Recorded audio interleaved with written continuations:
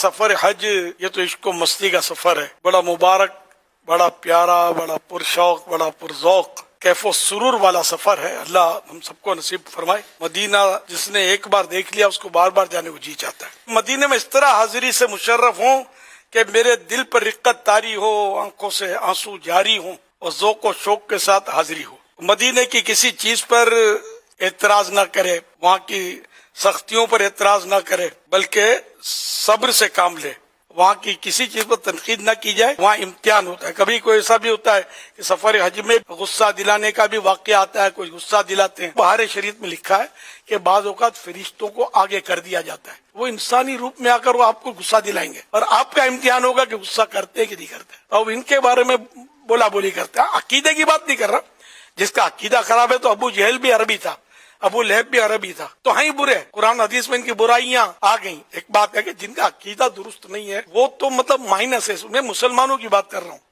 تو اہل عرب جو ہے ٹھیک ہے، کبھی اب ایسا ہو جاتا ہے، تو ہم لوگ بھی کون سے اچھے ہیں؟ ایک انگلی اٹھاتے ہیں، تین انگلی اپنی طرف آتی ہے۔ لڑائی مارا ماری اور گالا گالی اور غیبتیں، تہمتیں اور پھڈے اور دھمکیاں، اور یہ تو مدینہ ہے، میں تم کو بولتا نہیں ہوں، ادھر ملو بتاؤں گا تم کو، یہ دھندے نہیں کرنے۔ بالکل عاجزی کا پیکر بن کے جانا ہے، تو انشاءاللہ بہت کچھ ملے گا۔ سنبھل کے پاؤں رکھنا حاجیو شہر مدینہ میں، کہیں ایسا نہ ہو سارا سفر بیکار ہو جائے۔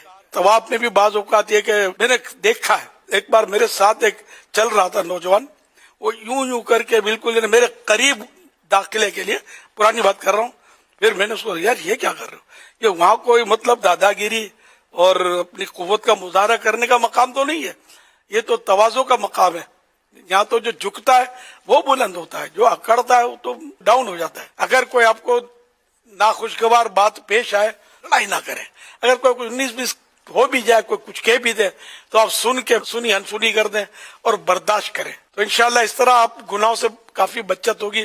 ورنہ جو آپ نے جوابی کارروائی کی نا، تو پھر بڑا مشکل ہو جائے گا، شیطان کا کام ہو جائے گا۔ حج مبرور میں تو بہت سنبھل کر چلنا ہے اور صبر کرنا ہے۔ حضرت عیسیٰ روح اللہ علیہ نبینا علیہ الصلوۃ والسلام نے صبر کا بڑا پیارا نسخہ بتایا۔ جنت کی محبت اور جہنم کا خوف اگر یہ دل میں بس جائے نا، تو صبر کرنا آسان ہو جائے گا۔ مدینہ ہے، یہاں دو گے تو زیادہ ملے گا انشاءاللہ۔ بعض لوگ بڑے مالدار ہوتے ہیں، وہ خرچہ کر سکتے ہیں یار۔ غریبوں کو دیکھو، کمزور حاجیوں کو دیکھو۔ کمزور حاجی میننگ وہ فزیکلی نہیں، مالی طور پہ بعض حاجی کمزور ہوتے ہیں، بیچارے بڑی مشکل سے پہنچے ہوتے ہیں، قرض دار ہوتے ہیں، وہاں خرچہ کرو ان پر، بلکہ حج مبرور کی نشانی ہے یہ۔ اعلیٰ حضرت رحمت اللہ علیہ فرماتے ہیں، حاجت سے زیادہ توشہ لے کر رفیقوں کی مدد اور فقیروں پر صدقہ کرتا چلے، یہ حج مبرور کی نشانی ہے۔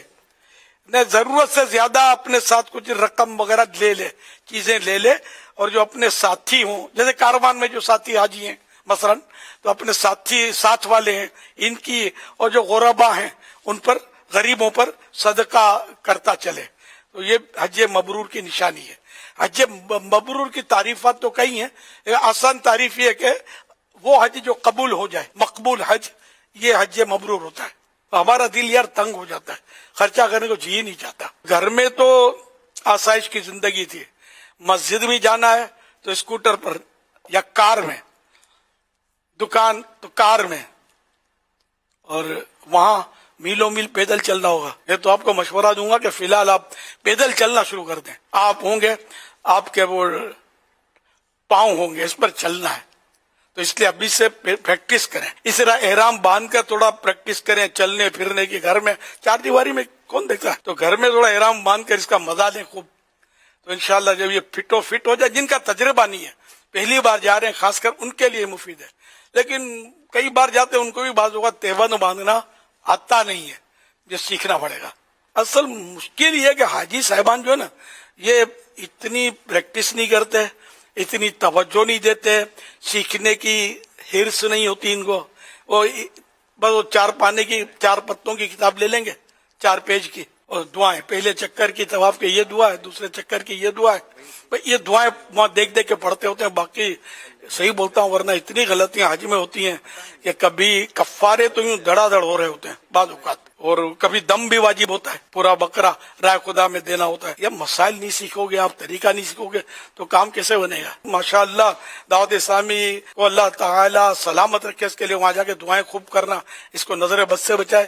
یہ تو نیٹ پر آن لائن بھی یہ سب سکھا رہے ہیں، حج کے طریقے، عمرے کے طریقے، سارے کورس تو کروا رہے ہیں. آپ کرنے والے بنے نا یار. قرآن کریم میں فرمایا گیا فَاسْأَلُوا أَهْلَ الذِّكْرِ إِن كُنتُمْ لَا تَعْلَمُونَ، تم نہیں جانتے ہو، جاننے والوں سے پوچھو. تو ہم پوچھنے کی بھی زحمت نہیں کرتے، یہ پوچھتے ہیں تو اپنے دوست سے پوچھتے ہیں، اپنے ساتھی حاجی سے پوچھتے ہیں. اب وہ بیچارہ کیا بتائے گا، خود اس کو سوچ کا نہیں پڑ رہا، آپ کو کیا سمجھائے گا وہ.